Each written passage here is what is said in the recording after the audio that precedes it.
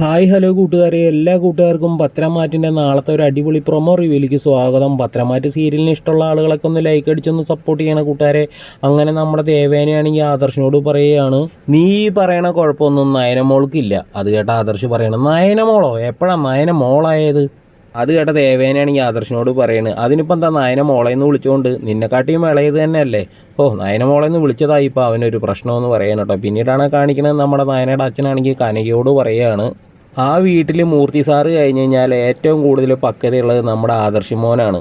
അങ്ങനെയുള്ള ഒരാൾ നമ്മുടെ മോളെ തള്ളിക്കളയുമ്പോൾ നമ്മൾ പോയിട്ട് കാല് പിടിക്കുന്നത് അത്ര ശരിയുള്ള ഏർപ്പാടല്ലല്ലോ എന്ന് കനകയോട് പറയുകയാണ് നയനയുടെ അച്ഛൻ. പിന്നീടാണ് കാണിക്കുന്നത്, നമ്മുടെ ദേവേനയോട് പൊട്ടിത്തെറിച്ചുകൊണ്ട് ആദർശ് പറയുകയാണ്, ഞാൻ എന്ത് തീരുമാനമെടുത്താലും അതിന് പൂർണ്ണ പിന്തുണ തരാമെന്നാണ് അച്ഛൻ പറഞ്ഞിരിക്കുന്നത്. അതേപോലെ തന്നെയാണ് ഇളയച്ചനും പറഞ്ഞിരിക്കുന്നത്. ദേവേനോട് ആദർശ് പറയുന്ന സമയത്ത് ദേവേനി പറയുകയാണ്, അപ്പോൾ ആദർശ് ശരിക്കും പറഞ്ഞാൽ നിൻ്റെ തീരുമാനം എന്താണെന്ന് ചോദിക്കുകയാണ് ദേവേനി. അപ്പോൾ ആദർശ് പറയണം, എൻ്റെ തീരുമാനം ഞാൻ പറഞ്ഞു കഴിഞ്ഞു.